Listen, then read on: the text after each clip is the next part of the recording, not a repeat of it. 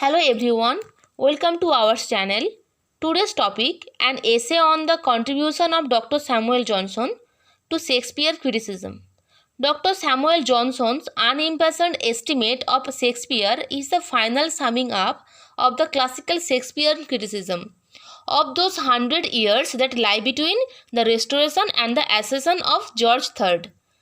Dr. Johnson was the sixth editor of Shakespeare, whose 8-volume edition of Shakespeare's play published in 1765 in a monumental masterpiece. Even as early as in 1745, Johnson had a mind to edit a 10-volume edition of Shakespeare's plays. To that end, he issued a set of proposals which appeared under the title of Miscellaneous Observation on the Tragedy of Macbeth.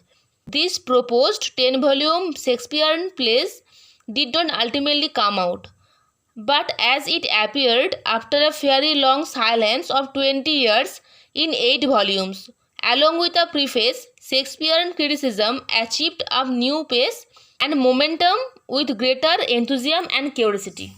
Dr. Johnson usually set himself to review the common topic of Shakespearean criticism and to give his judgment on specific points and issues.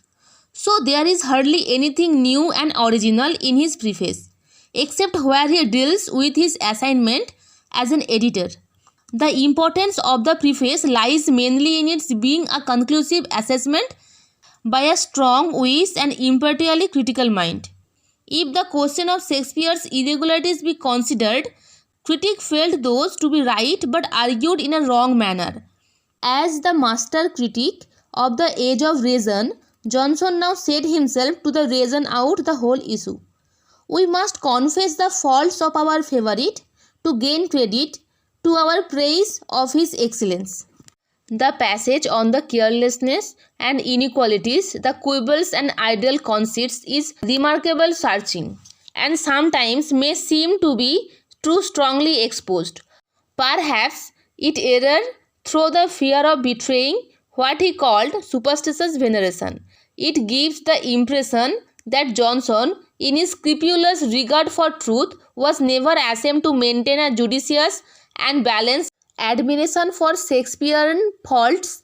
Such faults, says Johnson, were sufficient to obscure and overwhelm any other merit, though in no way this affect the genuine greatness of Shakespeare. As an admirer of Shakespearean plays, Johnson sometimes did not care for the rules to which the neoclassicists often adhered. Neoclassical critics have always strongly objected to Shakespeare's mingling of funeral and hornpipe, the tragic and comic elements in the same play. Yet Johnson, being a neoclassicist himself, defends Shakespearean tragicomedy. All pleasure consists in variety. According to Johnson, the tragic scenes in Shakespearean plays are always something wanting, but his comedies often surpass all expectations. In tragedy, Shakespeare often writes with great appearance of toil and study, what is written at last with little felicity. But in his comic scenes, he seems to produce without labor what no labor can improve. Johnson also felt irritated by Shakespeare's use of pun, and therefore found the narrative tedious. He called this particular Shakespearean practice of using pun as fatal Cleopatra, while a quibble was to him the fatal Cleopatra, for which he lost the world and was contented to lose it. Johnson seems almost unaware that Shakespeare was a poet, and sometimes he is so perplexingly wronged as to appear almost outwitted. But a particular sense of reasoned impartiality led him to utter sentence like this: "The stream of time, which is continually washing the dissoluble fabrics of other poets, passes without injury by the adamant of Shakespeare." Johnson also becomes shocked at the absence of poetic justice in Shakespeare's plays, which to him is a virtue independent of time and place.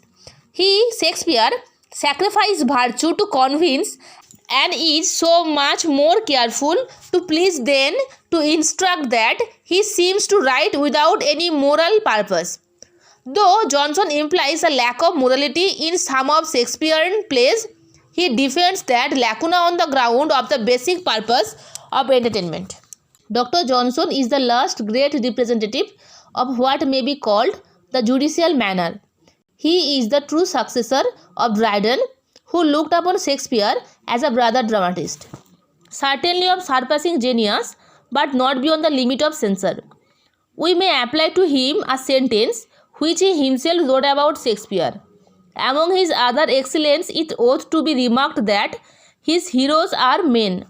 To Johnson, Shakespeare was always a man among men.